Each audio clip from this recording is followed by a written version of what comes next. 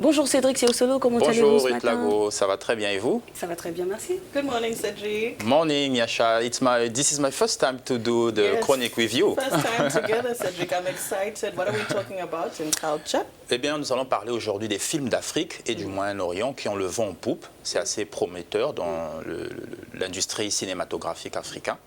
Et donc, on va le découvrir à travers le Festival international des films du Marrakech. C'était au Maroc. Right, let's discover, Cedric. Thank you. Les films d'Afrique et du Moyen-Orient se sont donné rendez-vous au Maroc du 29 novembre au 7 décembre pour la 18e édition du Festival international du film de Marrakech.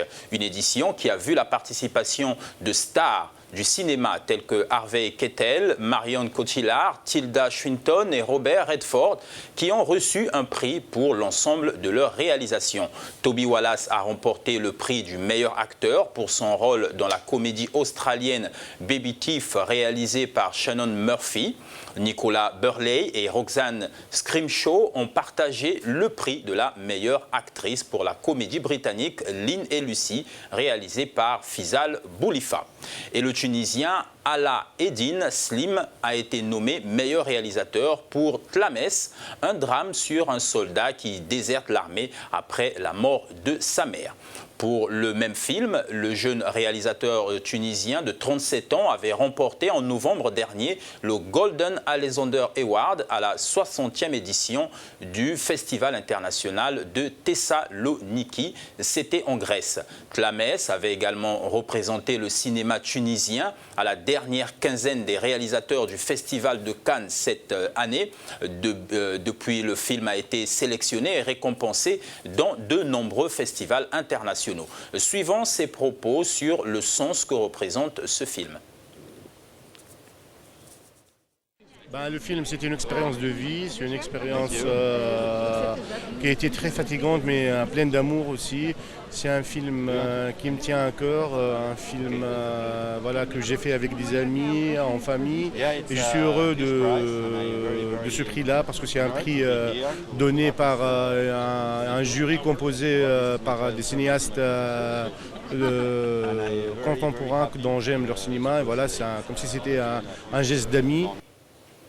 Cette 18e édition du Festival international du film de Marrakech a aussi vu émerger deux documentaristes au film prometteur, la Nigérienne Aïcha Maki et la Marocaine Asmae El Moudir, dans le cadre de la deuxième édition des ateliers de l'Atlas qui se sont déroulés du 3 au 6 décembre. Il s'agit là d'un programme destiné à accompagner l'émergence d'une nouvelle génération de cinéastes arabes et africains à travers des formations et colloques avec la participation des professionnels internationaux.